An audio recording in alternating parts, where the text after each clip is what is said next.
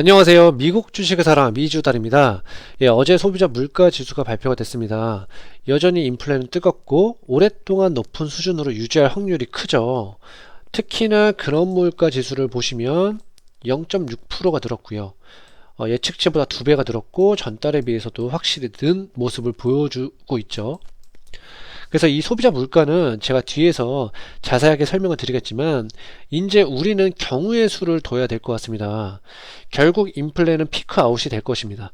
하지만 지금 상황에서는 인플레가 뜨겁다라는 것은 화폐 가치가 하락한다는 의미죠.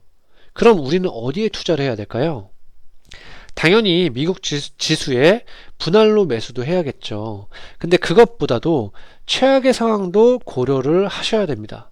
저는 전 영상에서도 설명을 드렸다시피 자산 배분 차원에서 금 투자는 가지고 가야 된다라고 설명을 드렸습니다. 이렇게 생각하는 분들도 계실 겁니다. 당분간 금리는 계속 오를 건데 금 투자는 매력 없는 거 아닐까? 예, 맞습니다. 매력이 없습니다.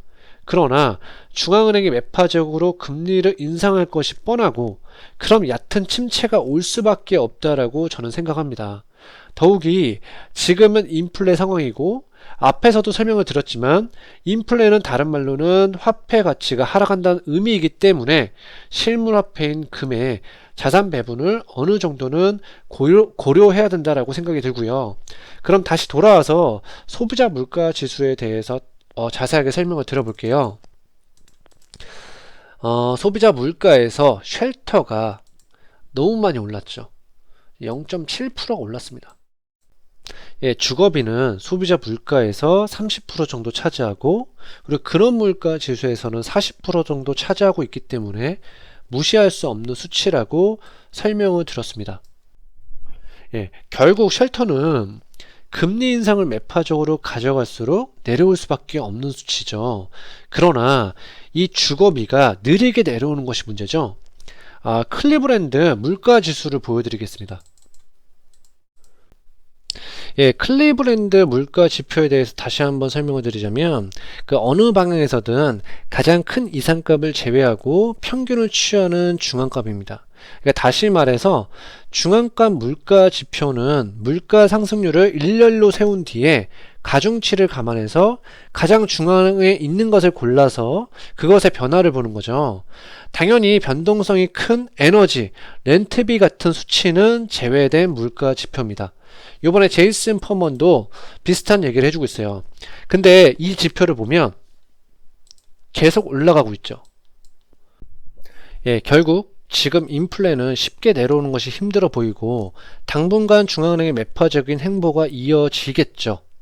지금 패드워치에서 보면 패드워치에서 지금 75bp랑 그리고 100bp까지 확률이 지금 나왔습니다. 원래는 100pp가 아예 확률이 제로였는데 지금은 100pp까지도 어느 정도 생각을 할 수밖에 없겠죠.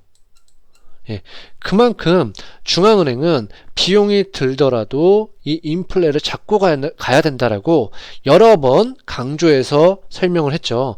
파월 연준 의장도 얘기를 해줬고 여러 연준 위원들도 비슷한 발언을 해줬습니다.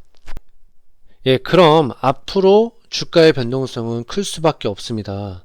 그러면 6월 저점으로 돌아갈 수도 있다라고 저는 생각이 들고 있고요. 그래서 저 같은 경우도 S&P 500이 3,900이 깨지면 천천히 분할로 대응을 할 생각을 가지고 있습니다. 그래서 오늘 제 영상이 좋았다면 구독과 좋아요 꼭 부탁드리겠고요. 그럼 다음에 만나요. 안녕.